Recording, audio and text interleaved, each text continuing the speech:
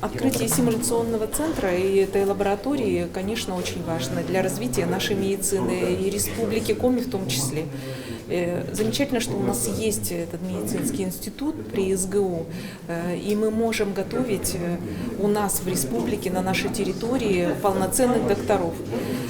Честно говоря, мы когда учились и не мечтали даже о таких симуляторах, у нас не было такой аппаратуры, и учились мы не на манекенах, как сегодня это можно сделать. И для студентов, естественно, будет очень хорошо. Они на практику уже, по крайней мере, придут медсестрами и медбратами, уже подготовленными и полноценно смогут сделать не только внутримышечные, внутривенные инъекции, но и интубацию трахеи и прочее. Слушайте, попробуйте. Вы по поводу написали такое, что значит это за оборудование. Пожалуйста, включите значит, какой-либо из шумов. И покажите все равно точно, какие точки. Ага. Посмотрите, видите точки? Поиск точек. Ага. Вы слышите? Шумы, да?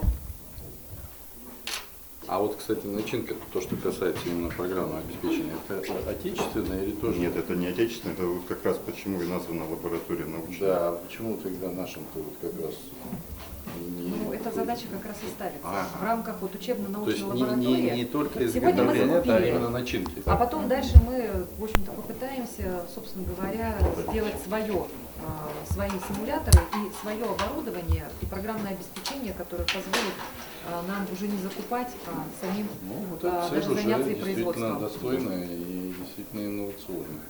Правильно. Ну, задача так стоит, мы очень надеемся, что она будет успешно решаться. Я не сомневаюсь, что она будет решена. Задачу второй раз, чтобы шок не разошелся.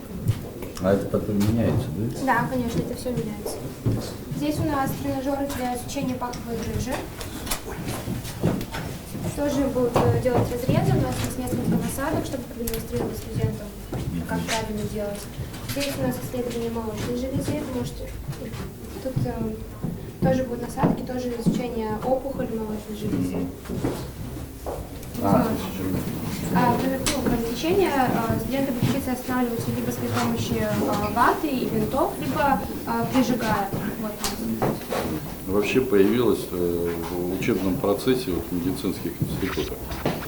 Это Давно появилось где-то лет 5 назад, начали это об не этом. так давно? Не так давно. Это не так давно. Это вот как раз началось с того, чтобы подготовить более качественно будущего медика и допустить даже на первую сестинскую практику. Сейчас мы с вами перейдем, там как раз есть у нас кабинет отработки манипуляций инъекций внутривенных, внутримышечных. Вячеслав Михайлович, вообще сейчас утвержден стандарт значит, программы подготовки медиков, в котором являются перечислены требования, да, к материально-техническому обеспечению вузов, соответственно, которые готовят. И сегодня обязательно наличие симуляционного центра вообще. Это правильно. В целом это как обязательное условие для вообще возможности реализации образовательной программы. Здесь собрано лабораторное оборудование, которое позволяет использовать его в учебном процессе по большому количеству специальностей и направлений подготовки, соответственно, по требованиям федеральных государственных образовательных стандартов. Это крайне необходимые условия именно приобретать практические компетенции студентов различных направлений подготовки. Это сейчас жизненно важно. В данном лабораторном комплексе можно, собственно, оценивать функциональное состояние организма обычного человека, значит, это крайне необходимо медицинским работникам. Ну и как прикладной аспект, конечно же, можно оценивать практически все физиологические системы организма спортсменов. Ну, сегодня мы показали две лаборатории. Одна научная симуляционная медицинская лаборатория и другая лаборатория физиологии человека.